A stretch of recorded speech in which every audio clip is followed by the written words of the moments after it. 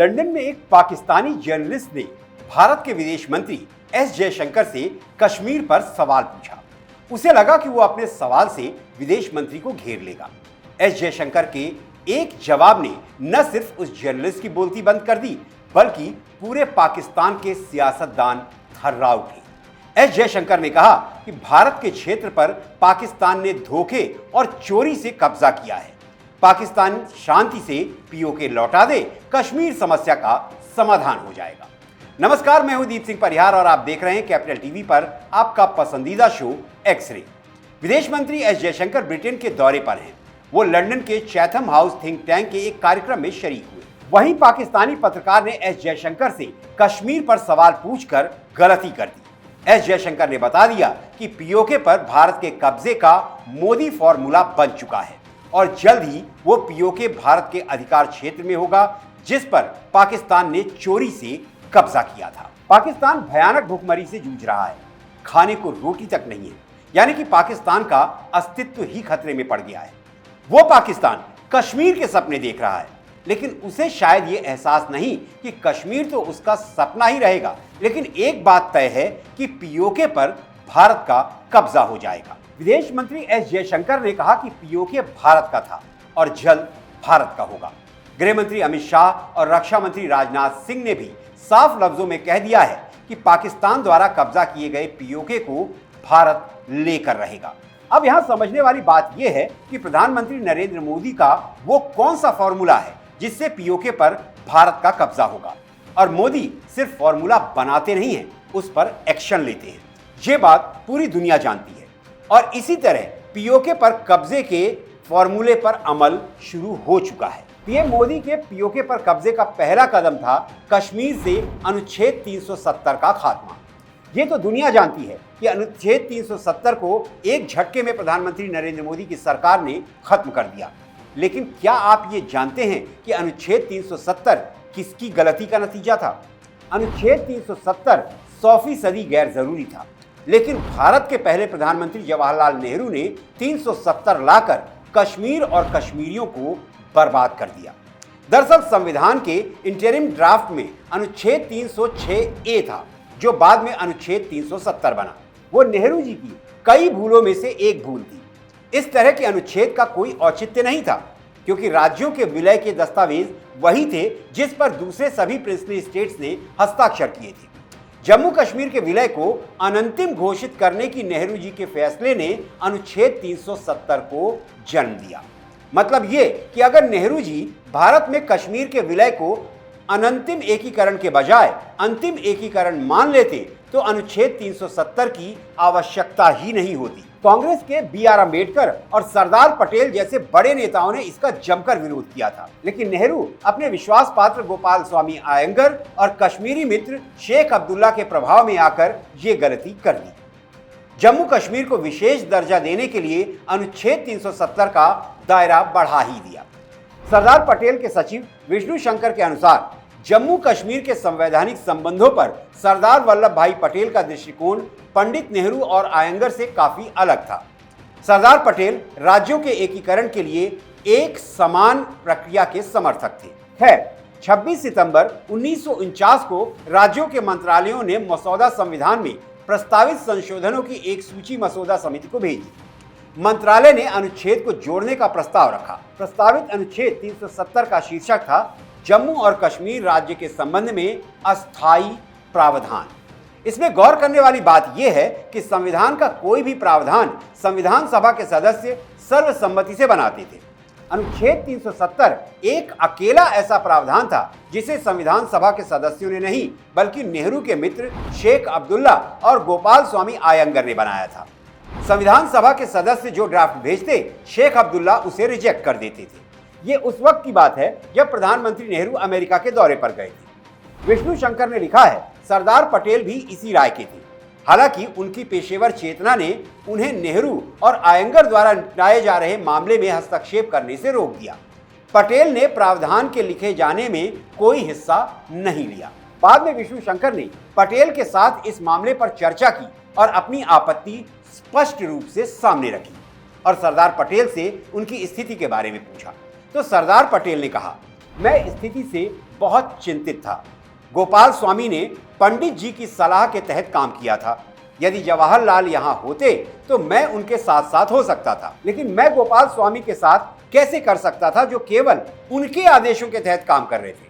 अगर मैं ऐसा करता तो लोग कहते कि जब नेहरू जी दूर थे तो मैं उनके विश्वास पात्र से बदला ले रहा था। गोपाल स्वामी ने मुझसे मदद की अपील की थी। ऐसे में मैं नेहरू जी की अनुपस्थिति में आयंगर को कैसे निराश कर सकता था। अब इस स्टेटमेंट के बाद तो आप बखूबी समझ गए होंगे कि कश्मीर पर 370 का बोझ किसने डाला था। जाहिर है वो नेहरू जी ही थे। वो तारीख 5 अगस्त 2019 थी जब मौजूदा प्रधानमंत्री नरेंद्र मोदी ने पहले प्रधानमंत्री जवाहरलाल नेहरू की भूल का सुधार किया, अनुच्छेद 370 को हटा दिया और पीओके पर कब्जा करने के फॉर्मूले के पहले पार्ट को पूरा कर दिया। मोदी के फॉर्मूले का दूसरा हिस्सा है कश्मीर का विकास। कश्मीर को बिना 370 के 5 साल गुजर चुके हैं। शुरुआत में तो विपक्षी दलों ने 370 हटाने पर खूब हाय तौबा मचाई, लेकिन अब वो सब समझ चुके हैं कि जब तक मोदी हैं पाकिस्तान के पक्ष में उनकी कोई चाल कामयाब नहीं हो सकती। अनुच्छेद 370 के खत्म होने से भारत का पीओके पर कब्जे का मार्ग प्रशस्त हुआ है। वो इसलिए कि 370 के बाद कश्मीर बहुत बदल चुका है, कश्मीरी बहुत बदल चुका है। कश्मीर में अब अमन शांति है। सेना पर पत्थरबाजी की घटना इतिहास के पन्नों में दफन हो चुकी है और पाकिस्तान प्रायोजित आतंकवाद कब्र में जा चुका है। जिस लाल चौक पर कुछ साल पहले गोलियों की आवाज गूंजती थी, आज उसी लाल चौक पर तिरंगा लहराता है और राष्ट्रगान की गूंज सुनाई देती है। पीओके पर कब्जे का मोदी के प्लान का तीसरा हिस्सा था जम्मू कश्मीर में लोकतांत्रिक प्रक्रिया से चुनाव करवाना। पाकिस्तान पूरी दुनिया में कश्मीर को लेकर रोना रोता रहा और मोदी ने चुनाव करवाकर यह सिद्ध कर दिया कि कश्मीर के लोग भारत के साथ ही रहना चाहते हैं। पीओके की आवाम कई वर्षों से पाकिस्तान की मुखालिफत कर रही है, जिसकी वजह पाकिस्तानी सेना है, पाकिस्तान की सरकार है। पीओके की आवाम सड़कों पर उतर चुकी है। पाकिस्तान सरकार और सेना ने उनकी जमीनों पर जबरन कब्जा कर लिया है। यानी पीओके हो या फिर गिलगित बाल्टिस्तान, पाकिस्तान से अलग होना चाहते हैं। मोदी सरकार भी सभी बड़े अंतर्राष्ट्रीय मंचों पर पीओके में आतंकी अड्डों के अलावा वहां पर आवाम पर हो रहे अत्याचारों को प्रमुखता से उठाया है, जिसकी वजह से पीओके में भारत का समर्थन बहुत तेजी से बढ़ा है और भारत में विलय की मांग पीओके की जनता की तरफ से ही उठ रही है। मोदी सरकार के पीओके पर कब्जे के संकल्प से पाकिस्तान डरा हुआ है, क्योंकि वो अब तक ये समझ चुका है कि ये भारत 1948 वाला नेहरू का भारत नहीं है। ये नया भारत है जो घुस कर मारता है। पाकिस्तान की धड़कनें बढ़ने का दूसरा कारण है अमेरिका में डोनाल्ड ट्रंप की वापसी। पाकिस्तान देख रहा है और समझ भी रहा है कि जब से उसके आका चीन पर ही ट्रंप का कोप बरस रहा है तो फिर पाकिस्तान की बिसात ही क्या है। कुछ दिन पहले की बात है, ट्रंप के एक स्पेशल एजेंट रिचर्ड ग्रेनेल ने कहा था कि पाकिस्तान सरकार इमरान खान को तुरंत रिहा करे। इसके बाद ट्रंप के एक और दोस्त एंडी बिग्स ने पाकिस्तान को चेतावनी देते हुए कहा था कि पाकिस्तान से MNNA यानी गैर नाटो सहयोगी का दर्जा छीन लिया जाएगा।